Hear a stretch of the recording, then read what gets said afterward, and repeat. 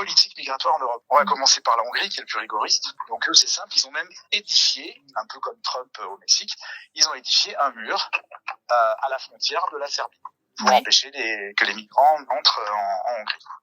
Voilà, donc ça c'est le premier. Alors, vous avez eu une politique allemande, par exemple. Il me semble que c'était les derniers moments de Merkel. Ils ont fait entrer 1 million de migrants. Et après, ça leur a un petit peu sauté au nez, puisqu'ils ont eu des tas et des tas de problèmes, puisque en faisant entrer d'un seul coup sans prévenir personne, alors pour les industriels allemands, c'était l'idéal.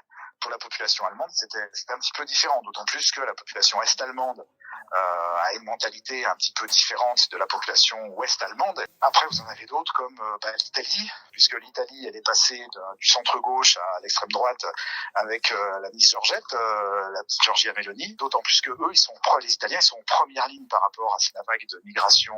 Ils sont placés pile en face de la Libye, et c'est la Libye qui envoie les plus gros contingents. Les Italiens essayent de répartir les migrants qui arrivent chez eux dans les autres pays européens, puisqu'ils ne veulent pas les garder chez eux, et aujourd'hui, il est clair qu'ils ne veulent plus en accueillir du tout. La Libye, c'est vraiment le point de passage le plus assuré, ce que je disais à votre collègue, parce que c'est l'anarchie.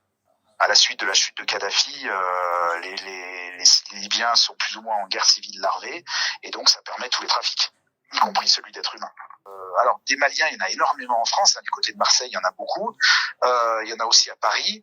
Alors, les Maliens, je dirais, c'était assez logique qu'ils rentrent en France, puisqu'ils parlent français, parlent parfois même mieux français que les Français. Le problème, c'est que depuis qu'il y a eu le coup d'État au Mali par le groupe Wagner, les Maliens considèrent que les Français n'ont plus rien à faire au Mali, et donc par rétorsion, aujourd'hui, il est très très difficile pour les Maliens déjà de sortir du Mali, mais ensuite de venir en France. C'est la loi de la réciprocité. Si on interdit aux Français de venir au Mali, il est logique que les Français disent dans ce cas-là, désolé, mais les Maliens sont plus les bienvenus en France. Ceux qui y sont restent aujourd'hui, puisqu'ils sont pas renvoyés, puisqu'il n'y a pas d'accord pour les récupérer de l'autre côté pour le moment.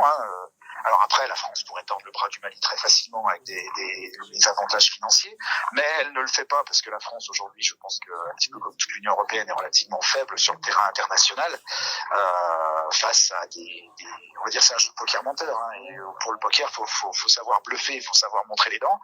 Et les Français visiblement ne savent pas faire, puisque aujourd'hui, il suffit de regarder le nombre de pays africains qui décident de crasser sur la France. Vous en avez beaucoup, sauf que évidemment, vous avez quand même encore beaucoup d'Africains qui souhaitent paradoxalement venir quand même en France.